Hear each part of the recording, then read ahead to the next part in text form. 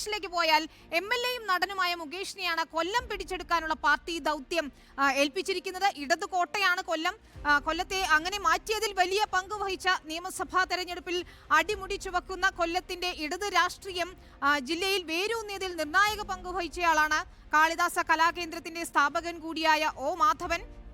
ആ O. മാധവന്റെ മകനാണ് മുകേഷ്. അതുകൊണ്ട് തന്നെ മലയാള സിനിമയിലെ സുപ്രധാന മുഖവുമായ മുകേഷിന് ജില്ലയിൽ മുഖപുരകളുടെ ഒന്നും ആവശ്യമില്ല. ജനകീയനായ സരസനായ ഇടതുപക്ഷക്കാരനായ മുകേഷിന് ഈ ലോക്സഭാ തെരഞ്ഞെടുപ്പിൽ കൊല്ലത്തെ ചുവപ്പിക്കാനാകുമോ എന്ന് ചോദിച്ചാൽ ആ സാധ്യത അത്ര പെട്ടെന്നൊന്നും തള്ളിക്കളയാനുമാകില്ല.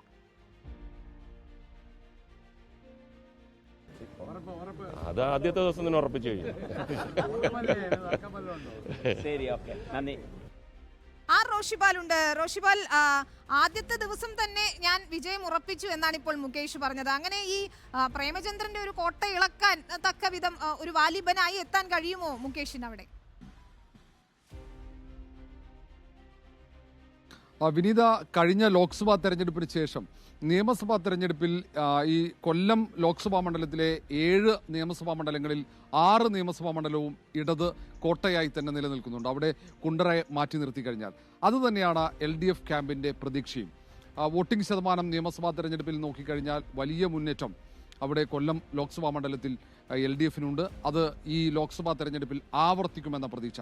ഒന്ന്, ഇടത് കോട്ടയാണ്. യഥാർത്ഥ ഇടതുപക്ഷം CPM നേതൃത്വം നൽകുന്ന LDF-ഉമാണെന്ന് ആവർത്തിച്ചു പറയുന്നു. മറ്റൊന്ന്, നേരത്തെ അല്ലമീൻ നിർത്തിയെടുത്തുന്ന കഴിഞ്ഞ ഈ ലോക്സഭാ സമ്മേളനം കഴിഞ്ഞതിന് തൊട്ടു പിന്നാലെ തന്നെ പ്രധാനമന്ത്രി നരേന്ദ്രമോദിക്കൊപ്പം NK പ്രേമചന്ദ്രൻ വിരുന്നിൽ പങ്കെടുത്തത് അത് പ്രധാനപ്പെട്ട ഒരു ചർച്ചാ വിഷയമാക്കി മാറ്റുന്നതിൽ ഇടത് മുന്നണി പൂർണ്ണമായും വിജയിച്ചു കഴിഞ്ഞു. മണ്ഡലത്തിലുടനീളം അത് താഴെത്തട്ടിൽ വരെ അത് ചർച്ചയാക്കി.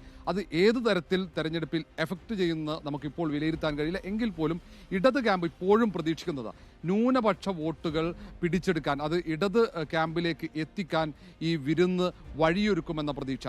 മറ്റൊന്ന്, സാധാരണഗതിയിൽ കരുത്തരായ സ്ഥാനാർത്ഥികളെ BJP കൊല്ലത്ത് രംഗത്തിറക്കാറില്ല. കഴിഞ്ഞ തെരഞ്ഞെടുപ്പുകളിലൊക്കെ ദുർബലരായ സ്ഥാനാർത്ഥികളായിരുന്നു BJPക്ക് വേണ്ടി മത്സരിച്ചിരുന്നത്. പക്ഷേ ഈ തവണ അങ്ങനെയല്ല.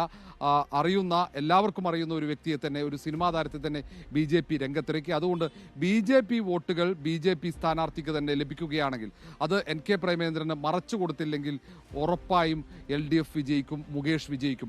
മുകേഷിന്റെ ഒരു പ്രത്യേകത, കഴിഞ്ഞ 2 വട്ടമായി കൊല്ലം നിയമസഭാ മണ്ഡലത്തിൽ വിജയിക്കുന്നു.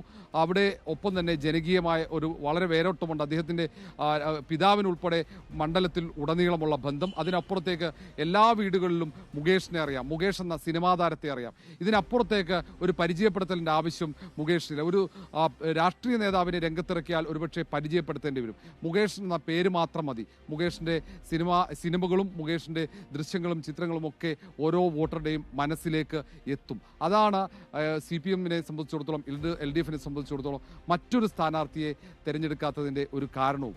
ഏതായാലും സ്ഥാനാർത്ഥിയെ പരിചയപ്പെടുത്തേണ്ടതിൽ ആ സ്ഥാനാർത്ഥിക്ക് എതിർപ്പില്ല. മറ്റ് വികസന പ്രവർത്തനങ്ങൾ സജീവമായിട്ടുണ്ട്. കഴിഞ്ഞ മണ്ഡലത്തിൽ തന്നെ സംസ്ഥാന സർക്കാർ വലിയ രീതിയിലുള്ള വികസന പ്രവർത്തനങ്ങൾ നടപ്പിലാക്കിയിട്ടുണ്ട്. ഇതൊക്കെ ഉയർത്തി കാണിച്ചുകൊണ്ട് വികസന നായകൻ എന്ന ഒരു പ്രതിച്ഛായ മുകേഷിന് ഉണ്ടാക്കാനുള്ള ശ്രമം LDF തുടക്കം മുതൽ തന്നെ ഉണ്ട്. ആ ഒരു ശ്രമം LDF-ന്റെ ഭാഗത്തുനിന്നുണ്ടായിട്ടുണ്ട്. ഏതായാലും ആ തരത്തിലുള്ള കാര്യങ്ങളാണ് LDF-ന് ഗുണകരമാകുക എന്ന പ്രതീക്ഷ LDF ക്യാമ്പ്. ഏതായാലും വലിയ പ്രതീക്ഷയോടെ തന്നെയാണ് മുകേഷ് ലോക്സഭാ മണ്ഡലത്തിൽ UDF-ന്റെ സ്ഥാനാർത്ഥിക്കെതിരെ മത്സരിക്കുന്നത്. ശരി, മുകേഷിന്റെ ജനകീയത, അവിടെ നടത്തിയ വികസനങ്ങളെല്ലാം തന്നെ വോട്ടായി മാറുമോ എന്ന് മാത്രമാണ് ഇനി അറിയേണ്ടത്.